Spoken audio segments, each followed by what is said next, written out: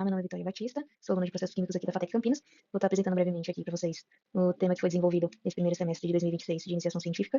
O tema abordado aí foi uma bioembalagem inteligente com indicador de frescor utilizando repolho roxo, e como professor orientador a gente teve a professora Fabiana Corbi. O tema ele surge inicialmente por uma questão ambiental, onde a gente sabe do grande problema que é o plástico no meio ambiente hoje, e o quão demorado é para ele se degradar no meio ambiente.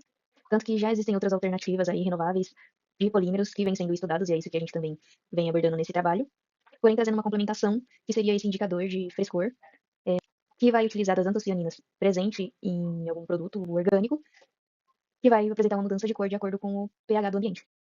Como mencionado, então, já existem alguns estudos sobre a produção de outros tipos de polímero à base aí de produtos orgânicos para ter uma melhor degradação aí no meio ambiente sem prejudicar animais e o meio ambiente em si. E também existem alguns outros projetos que utilizam dessa questão das antocianinas, porém utilizando outros tipos de produto. A gente tem um projeto bem legal aí da PUC do Chile que utiliza as antocianinas presentes aí na uva.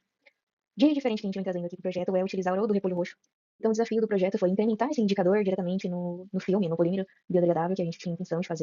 Inicialmente, a gente teve uma proposta de primeiro fazer a extração desse indicador e, em seguida, incrementar ele enquanto a gente estava fazendo a produção dos filmes, mas não deu muito certo esse tipo de iniciativa. Ela não estava formando o filme com as características que a gente precisava para poder retirar da placa de Petri e ter as características mesmo de um polímero, de um plástico. Então, a gente tentou uma outra abordagem que foi fazer essa extração durante a própria gelatização ali do polímero. E essa sim deu certo, então aqui a gente tem um esquema de como que foi esse procedimento. A gente utilizou concentrações conhecidas já de outros trabalhos para fazer o nosso biopolímero aí, bioembalagem, com amido, glicerina e água. Aí a gente utilizou o repolho roxo depois de ter homogeneizado a mistura, acrescentou 15 gramas de repolho roxo e levou para gelatização em banho-maria, mais ou menos ali uns 30 minutos a 80 graus. Separamos ali 20 gramas dessa mistura final em placas de Petri e levamos para secar na estufa a 70 graus por 24 horas, mais ou menos aí, para a gente conseguir o nosso filme com as características necessárias para ser feita uma embalagem. E então, depois dessa adaptação, a gente conseguiu finalmente, como resultado, um filme com as características necessárias, bem resistente, possível ser dobrado, amassado, como um polímero mesmo à base aí de petróleo. E precisávamos aí seguir para as fases de teste para saber e entender se o indicador, que era o principal estrela aí da pesquisa, se ele estava presente e se não foi degradado durante o processo de secagem, o processo de gelatização aí do polímero. E para essa etapa de teste, nós fizemos da seguinte forma: pegamos o filme que foi produzido, cortamos eles em tiras, disponibilizamos ele em uma bancada de fundo branco e escolhemos alguns produtos que são encontrados em casa mesmo de mais fácil acesso e de pH já brevemente conhecidos.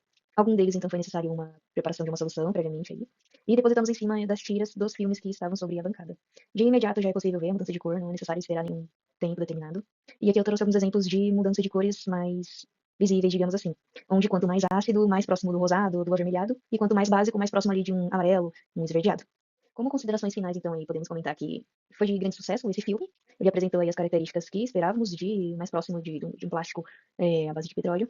E o mais importante, a eficiência do indicador, que mesmo aí durante uma semana que após a produção que fizemos aí os testes, ela apresentou funcionalidade, né? Não teve essa degradação das antocianinas que precisávamos que estivesse presente no filme para ocorrer essa mudança de cor aí, em presença de uma variação de pH.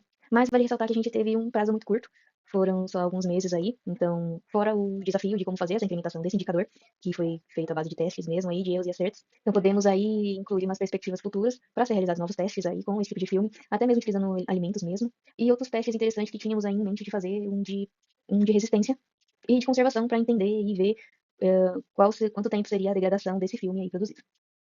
Esse, então, foi o intuito aí da pesquisa, do trabalho. Queria agradecer à professora Fabiana pelo auxílio e também à FATEC aí pela disponibilização e a utilização dos equipamentos aí do laboratório.